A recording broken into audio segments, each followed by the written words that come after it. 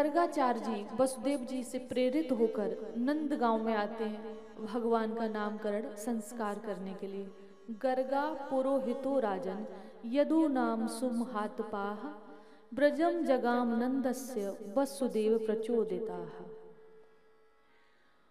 भगवान का नामकरण संस्कार हुआ है और इसके बाद भगवान करीब 3 वर्ष के हुए तो बाल लीलाओं को प्रारंभ किया।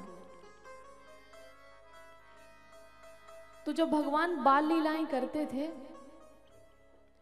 तो गोपियां भगवान की मनोहर छवि को निहारने के लिए कोई न कोई बहाना लेकर नंद भवन में आती थी।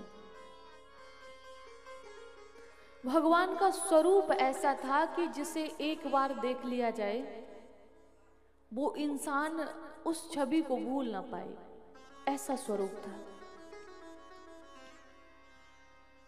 तो गोपियों को कोई बहाना ना मिले तो कभी कृष्ण भगवान को काला टीका लगाने के बहाने, कभी कोई उपहार लेके, कभी माखन लेके नंद भवन में आती थी।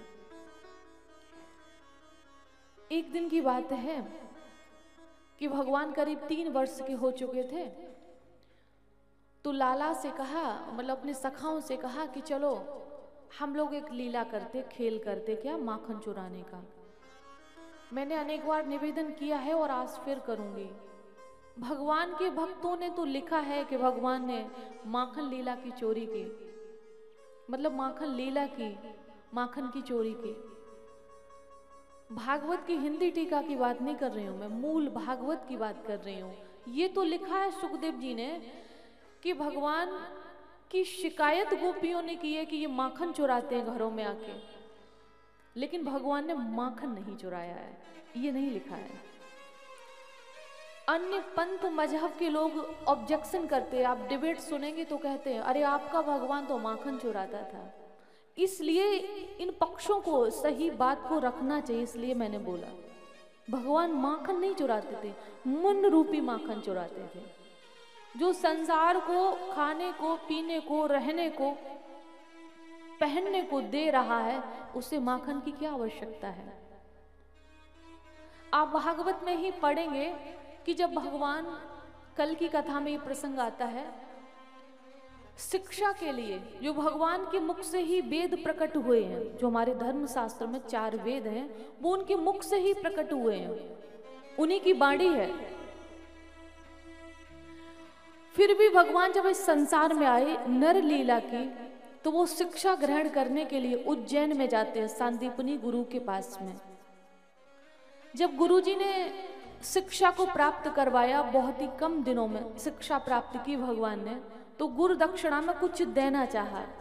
तो गुरु माता ने कहा कि कृष्ण मुझे और कुछ नहीं चाहिए, 10 वर्ष पहले मेरा बेटा समुद्र में डूब के मर गया है, अगर तुम गुरु दक्षिणा में देना चाहते तो उस बेटे को ला कर दे दो।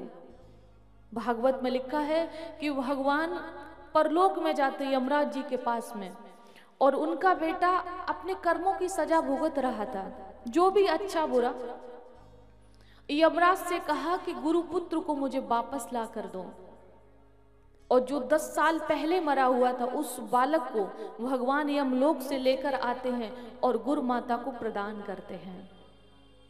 तो इस कथा से ये सिद्ध होता है कि भगवान क्या नहीं कर सकते हैं।